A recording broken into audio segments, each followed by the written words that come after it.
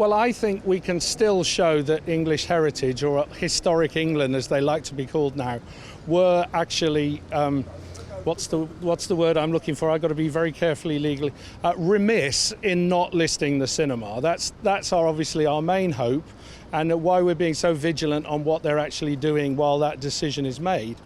But we have had some very good talks with Picture House, who are interested in taking over the franchise here, and what they are interested in doing, and you can tell that they're serious, because if you go to the Picture House Central and look, they've got the original friezes perfectly preserved there.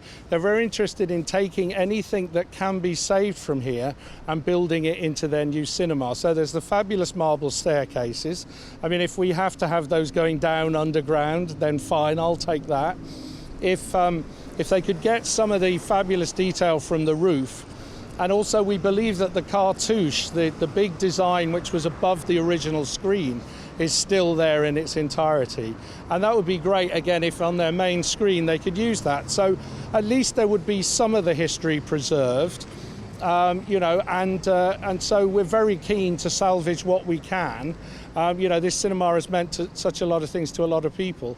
And if this stuff is carefully removed, it can be reused in whatever the new design might be. So that's obviously plan B, but plan A is still to try and maintain the cinema in its current form above ground. And will there come a point where, given the fact that they've said demolition and the development is going ahead, will there come a point where you have to hold your hands up and admit defeat? Well, I'm not very good at that. I'm very stubborn, but there might come a point, I suppose. There might also come a point where if the market collapses, as happened once before in 2009, Minerva Delaney, or Delancey, I can never get their name right, might lose interest in developing this. If the property prices were to drop, then it suddenly ceases to be such a fantastic way of making huge mountains of money.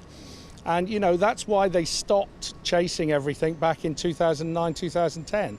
And I see a lot of indicators around that say that might not be very far away. So that's why I'm determined to battle as long as I can, because the thing I would hate most would be to see that lovely main facade standing there all on its own, demolished at the back, and then them having lost all interest. Battersea Power Station ended up like that for 20 odd years, and it's still a mess now. So, if it's going to be redeveloped, I want it redeveloped properly, but I also don't want to lose heart halfway through in case something happens to the property market, because it is a very fine balance between profit and loss on this kind of operation.